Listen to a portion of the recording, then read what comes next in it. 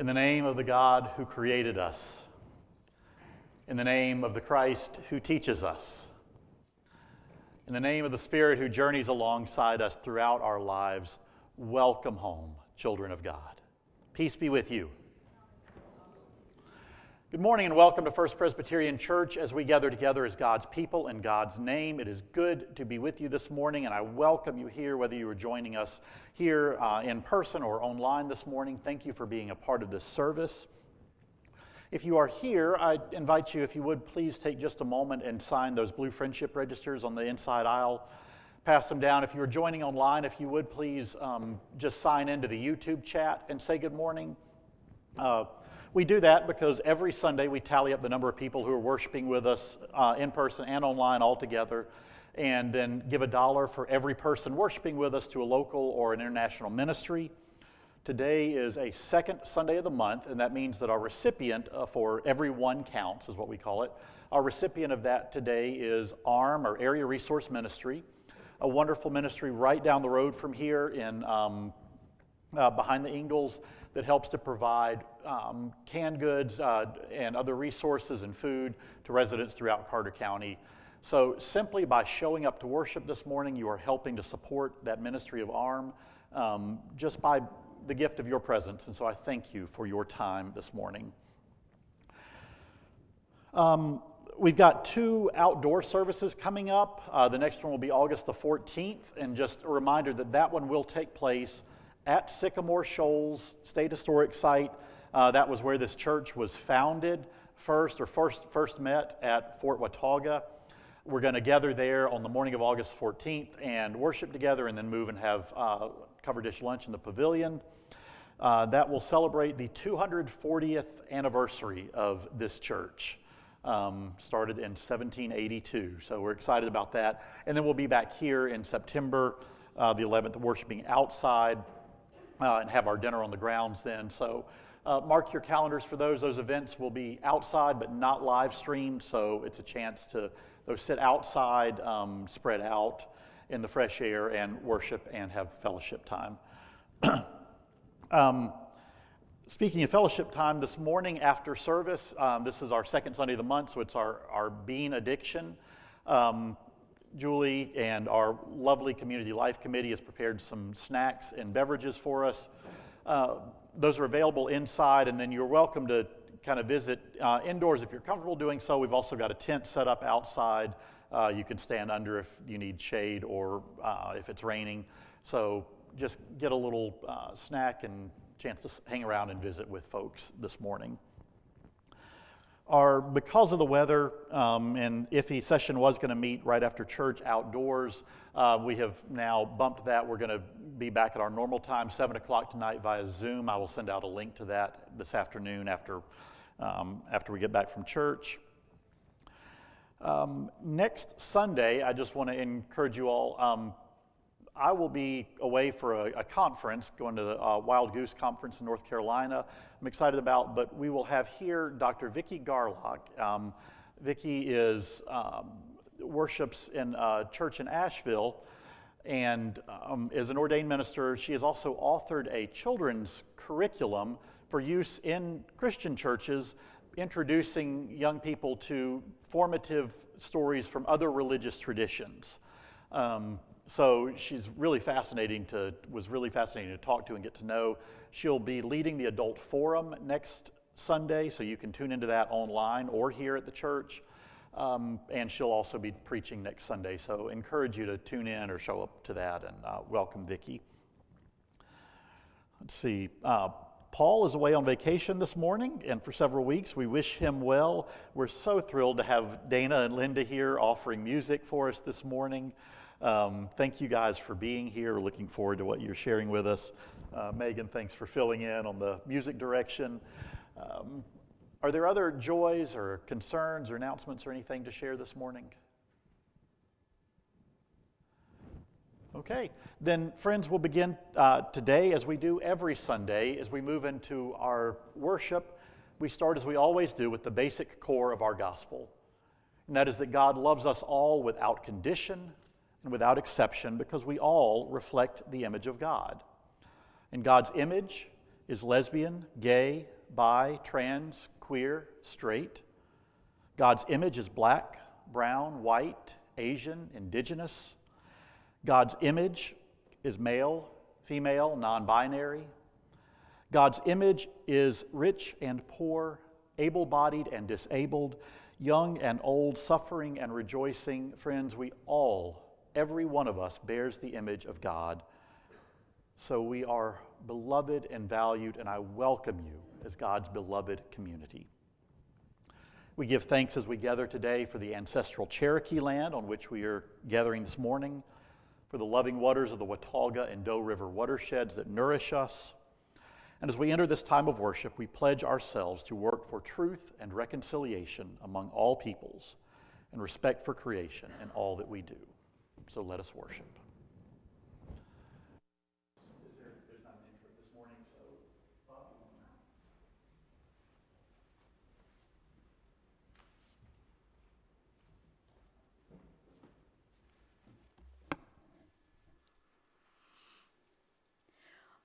Our invitation to worship this morning is a poem called Long Guns by Carl Sandburg. Please join me in reading when we come to the boiled parts.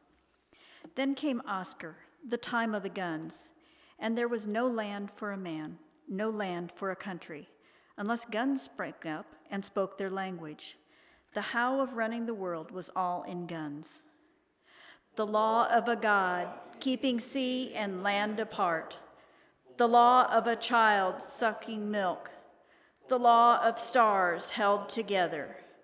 They slept and worked in the heads of men, making 20-mile guns, 60-mile guns, speaking their language of no land for a man, no land for a country, unless guns, unless guns.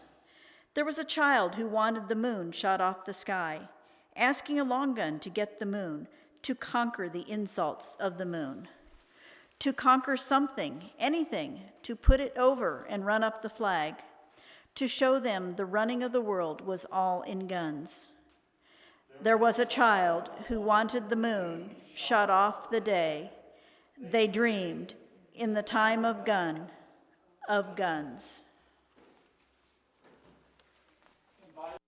Rise in body or in spirit as we are able to join this morning in singing our opening hymn, number 308, O God, in whom all life begins.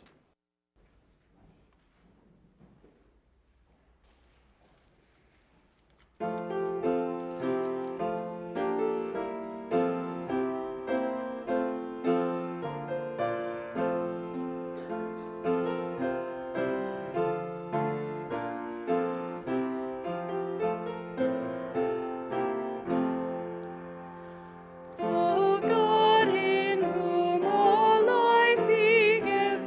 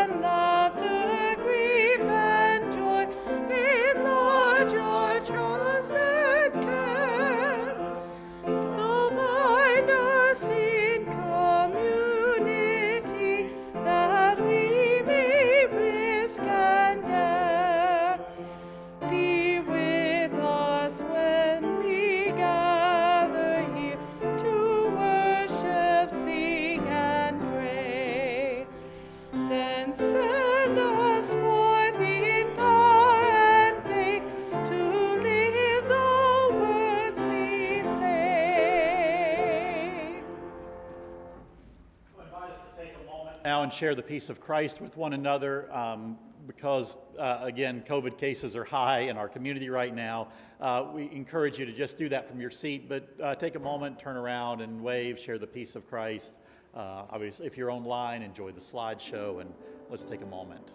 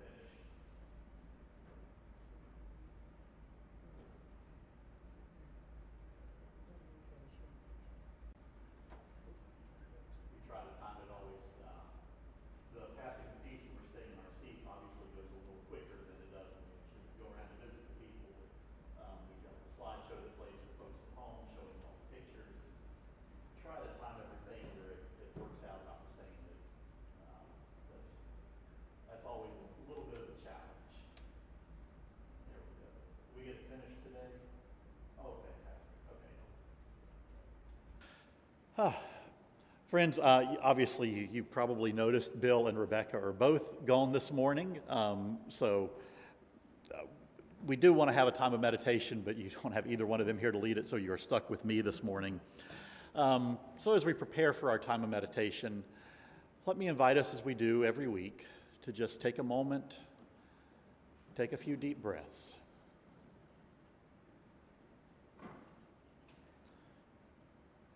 Settle into a comfortable position.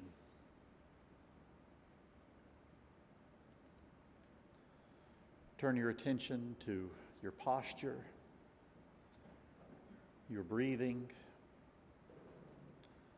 As you are able to sit erect with your feet on the ground, invite you to do that. If not, just find a comfortable position so that you are attentive, able to focus.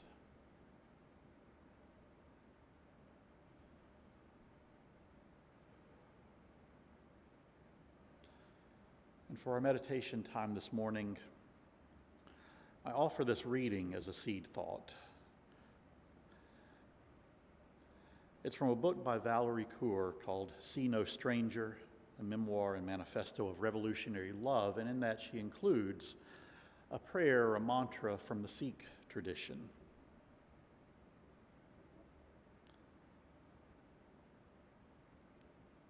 The hot winds cannot touch me. I am sheltered by the divine on all four sides. I am surrounded by the divine. Sorrow cannot consume me. I have met the true and perfect one who spun all of this. I am healed in the divine name. I am merged with the one. The keeper has kept me and taken away what ails me. Nanak says, grace has fallen upon me, and the divine has come to my side.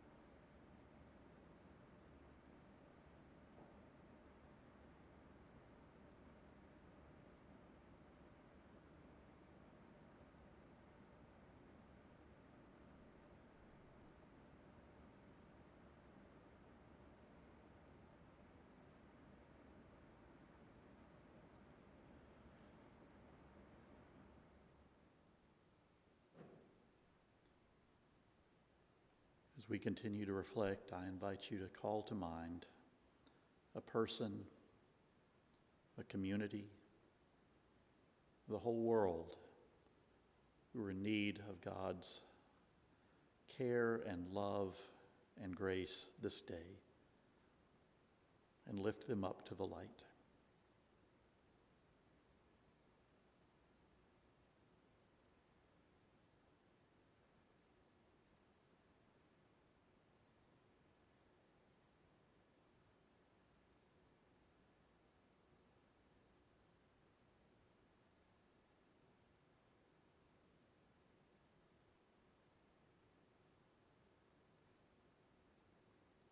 Amen.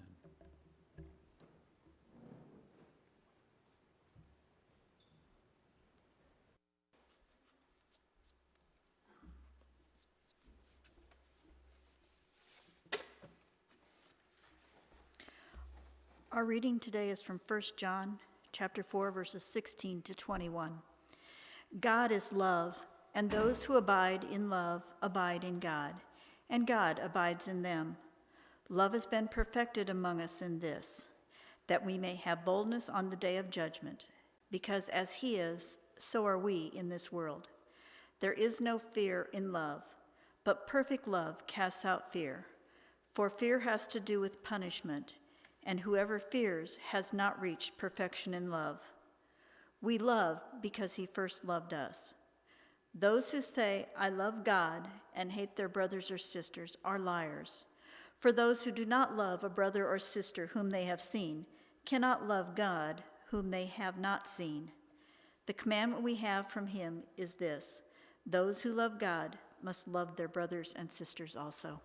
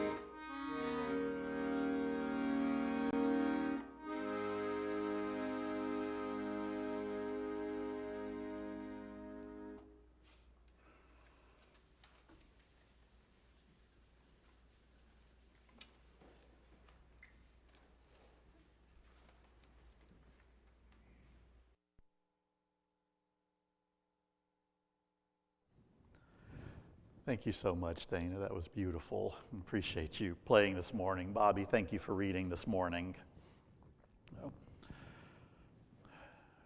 There's an old legend in church history from the late 8th century CE that the Emperor Charlemagne would order all of the men under his command to be baptized as Christians before they went into battle.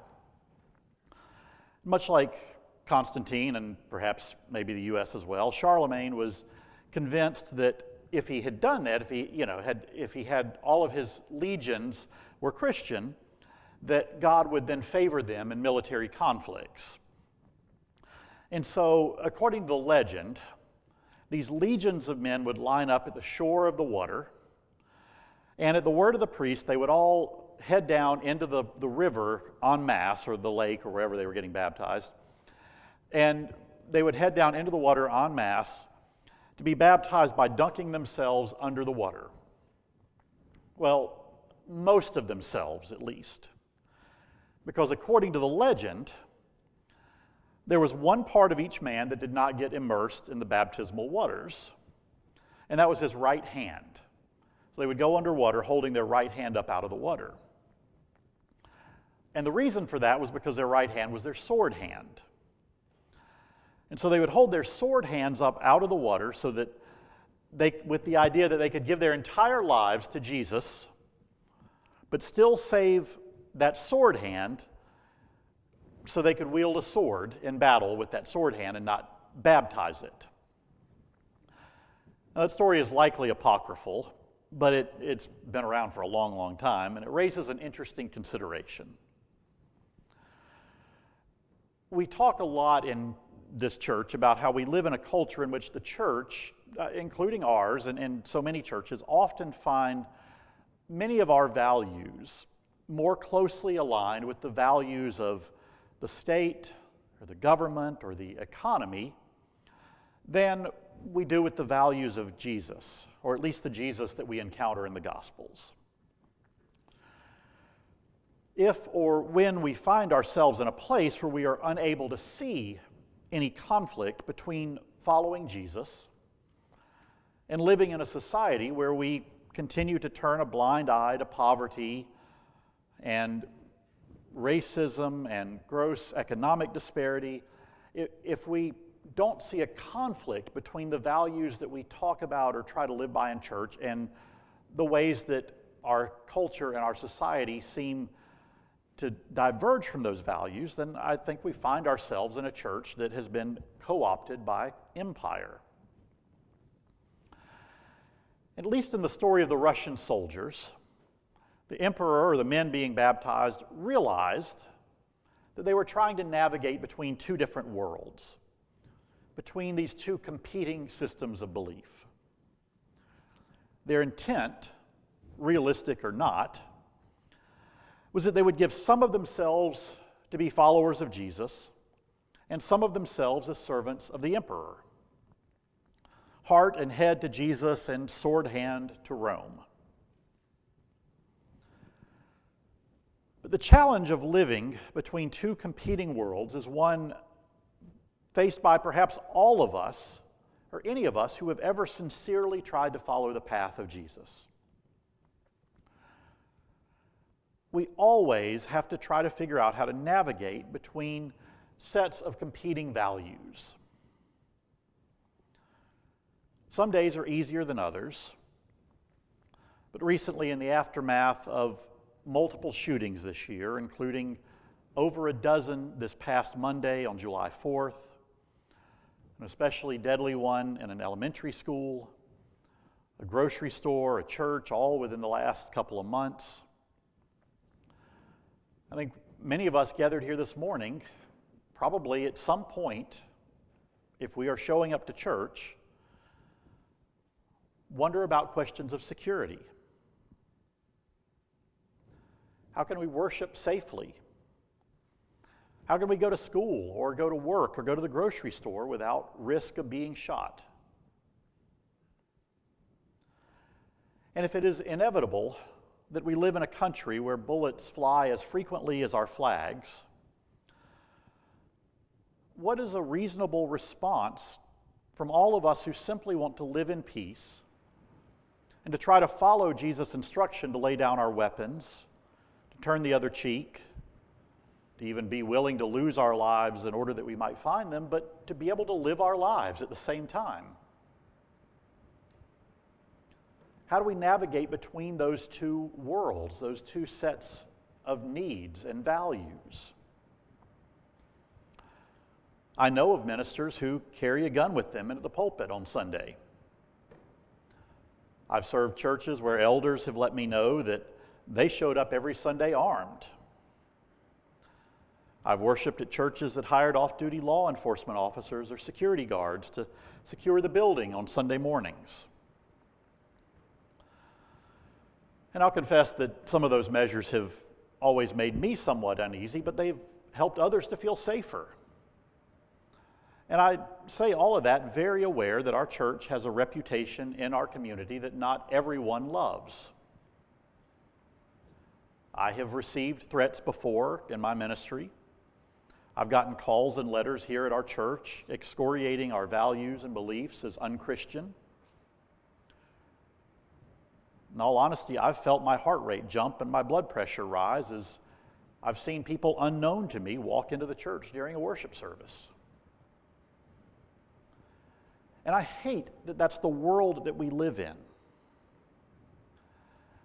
I hate that I worry about whether my child or any child might be shot while sitting in math class, and that they are required to do active shooter drills in the same way that we did fire drills when I was a kid.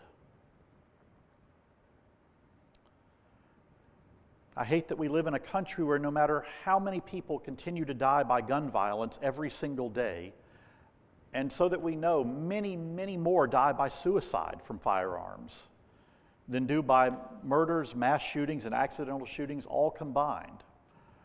But no matter how many people die, and it was around 50,000 in 2020, we still have to face this question about how we live in this world where that's our reality, and we want to follow the values of Jesus. So what can we who want to try to follow the path of Jesus, what options do we have for dealing with the prevalence of violence around us? Certainly one option is to do what the Roman soldiers did, to try to live in both worlds and figure out how to navigate between those two competing sets of values in some way that we can find peace with. We can believe Jesus when he says to turn the other cheek and to lay down our swords, but also find some reasonable measures to defend ourselves. Lock our front doors when we go to bed at night. Whatever else we need to do to try and feel safe.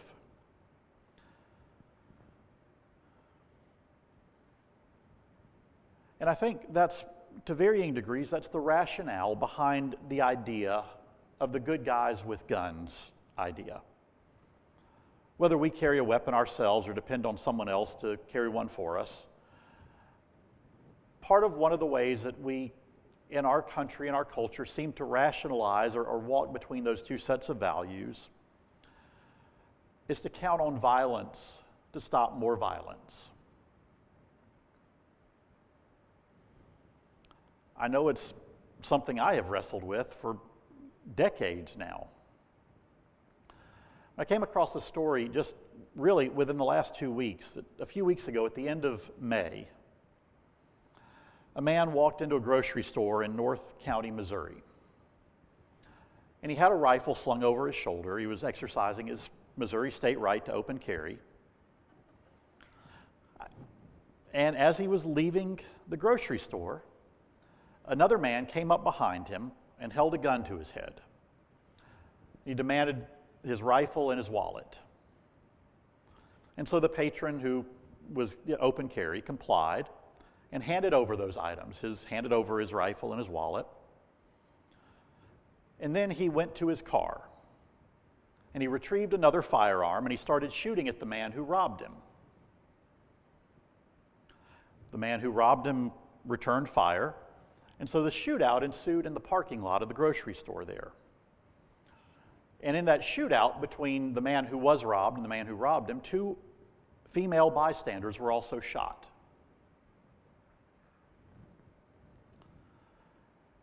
And so I read a story like that and I wrestle with the idea of who is the good guy with the gun in this instance? Because the man who was robbed was also the one who initiated the shootout in retaliation against the man who robbed him. But while he was seeking justice for himself, 2 innocent women were shot. And so I wonder who they would say was the good guy or the bad guy in a scenario like that.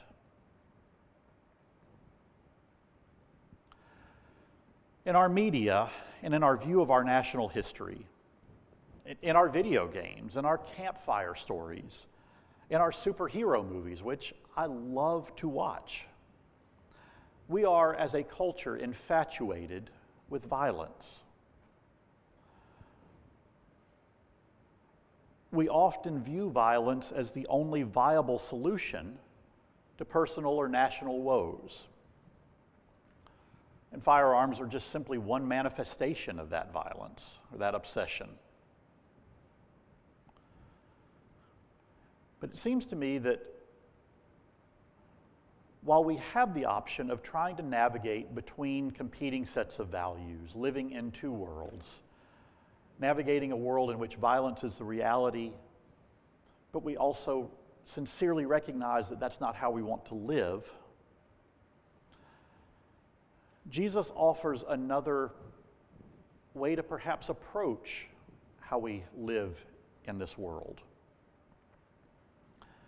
In the 10th chapter of Matthew's Gospel, Jesus is sending out his disciples to engage in ministry without him. They've been together for a little while and they've come to a place and they're getting ready to spread out and go into towns to preach and teach and heal. And while some of the folks that they encounter in those towns may be very welcoming, there are others who are going to be hostile toward them.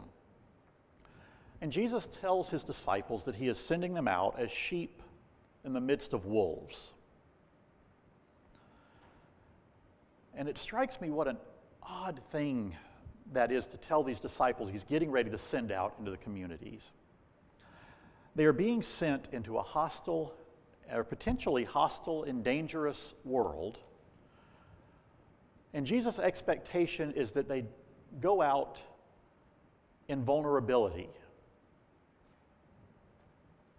I used to think that in that encounter, Jesus was kind of saying to them, sorry guys, it's a tough world out there, and really this is the best I can do, so look out. But the more I think about it, the more I am convinced that vulnerability may actually be the point of what Jesus is telling them. So that what Jesus is doing when he's getting ready to send them out is to not say, defend yourselves as best you're able, this is your reality. It's to encourage them to go out intentionally in vulnerability so that they may choose love over safety. And I've thought about that a lot this week because I know that personally I find myself ruled by fear a lot. Some of it I know is just the fact that I'm getting older and recognizing my own mortality in ways that I did not as a youth. But a lot of it is also, no doubt, that we are constantly reminded of what an unsafe place our world is. In a world of a 24-hour news cycle, we are just simply never more than a couple minutes away from learning about every tragedy in our world, natural and human caused. Add to that we are now 2.5 years into a global pandemic that has killed 6.5 million people or more. And I get how any of us could understandably worry about whether it is safe to do anything or not.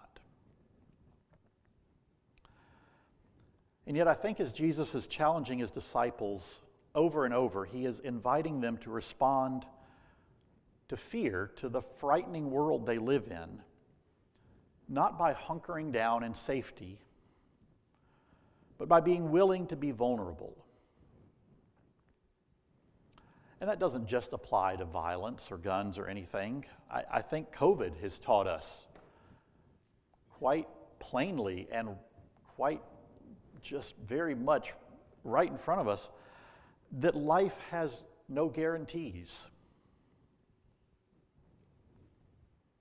That we don't know what tomorrow will bring. And we all want to live our lives to the fullest. And we're always going to have to struggle to find the balance of doing so safely without missing lives by living in a closet. I worked in computer work, information technology, on and off throughout my life as well. And one of my favorite analogies to that is that we're always, and if anybody's used a phone or a computer, you recognize this, having to choose between security and convenience. So if we want to be safe in our house, we could build a house with no doors and windows. Nobody can get in. We're pretty safe in there. But the convenience of being able to experience the outside world is gone. And so we put a door in our house, put some windows in our house. That gives us a way out to experience what's around us, but it's a way in for somebody else. And so everything we do in life, we're having to navigate that challenge between safety and convenience, or in this case, experiencing life.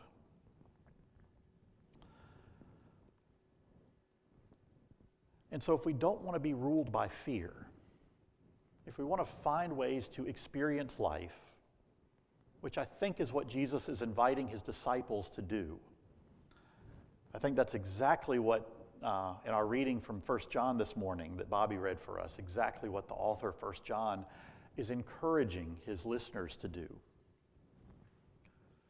is to find other ways to respond to fear. And so I think when we find ourselves confronted by fear, one thing we can do is to pay attention to what is at stake. What's really going on. Think about how our fears are impacting our decisions. Think about what's driving those fears.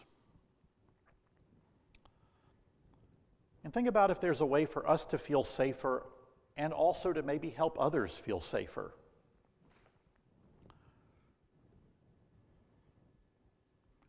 I think one of the ways we can do that, quite simply, is by building community. Because when we're in relationship with other people, when they are no longer strangers, we all feel safer.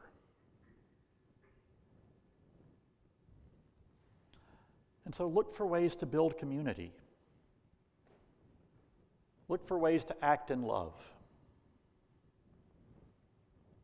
Even look for ways to be vulnerable, because being vulnerable may help others to be vulnerable as well, which also creates community and a sense of safety. I really think that's what 1 John means when he writes about love casting out fear.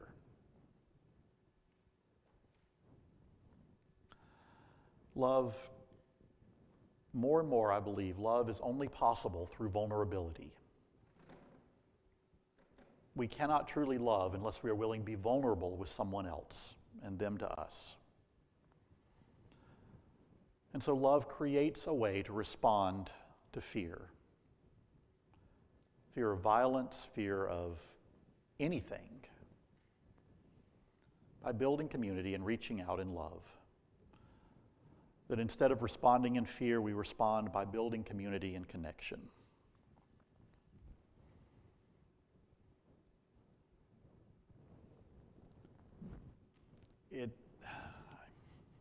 I've said this a couple weeks in a row. I know I have, I'm trying to think of how to put this. I always feel challenged trying to talk about what's going on in our world in ways that are helpful and uplifting, hopefully, and engage us with God, with the Bible. And that often means I'm presenting ideas and thoughts without a good idea of how to live that out. I certainly felt that with last week's sermon as we dealt with some of the Supreme Court decisions this morning as we're talking about the violence in our world, in our community. So I would love to end the sermon with some concrete, hey, here's what we can do next. I don't have that, so I'm going to end this the same way I kind of end last week's, which is to say, I hope that you all can help write the ending to these sermons. Because I think the ideas in John of Jesus sending his disciples out, I do think there's something there about trying to respond to fear with vulnerability. What that looks like as a community or as individuals, I don't know, because I'm still trying to figure that out for myself. But I do appreciate this community and the ability to be vulnerable with you all. And I trust this community that together we want to live in a better, safer world, and that we can work to find ways to do that together. So as we do, we just invite all of us to be creative, to think about how we can respond, how we can live in greater love and vulnerability. And with that, blessed be. Amen. We come to that time where we get to respond, to think about how we can take part in shaping a better world, and one of the ways we can do that is by sharing our gifts and our offerings.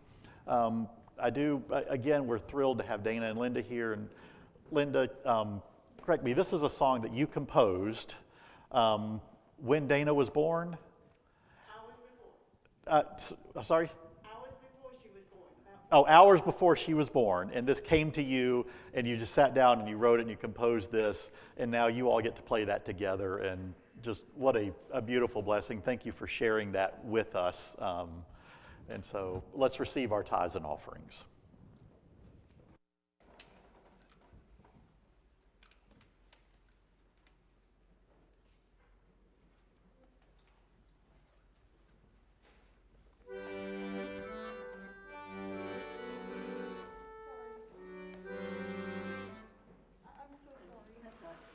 I'll play the first part. You do it.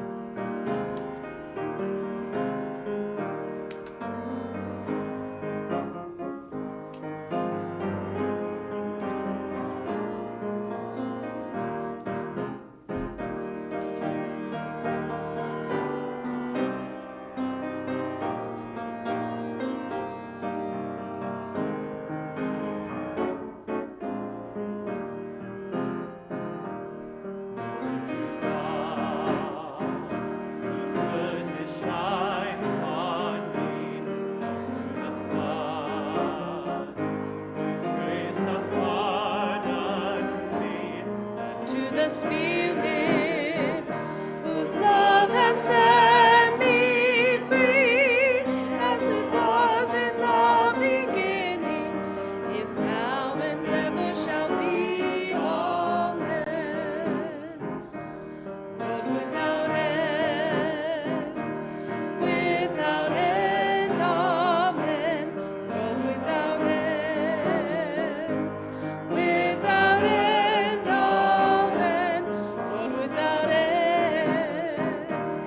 Without end, amen, as it was in the beginning, is now and ever shall be, amen. I invite us to remain standing as we are able, and we'll join together in singing our final hymn this morning at 774, There Is Now a New Creation.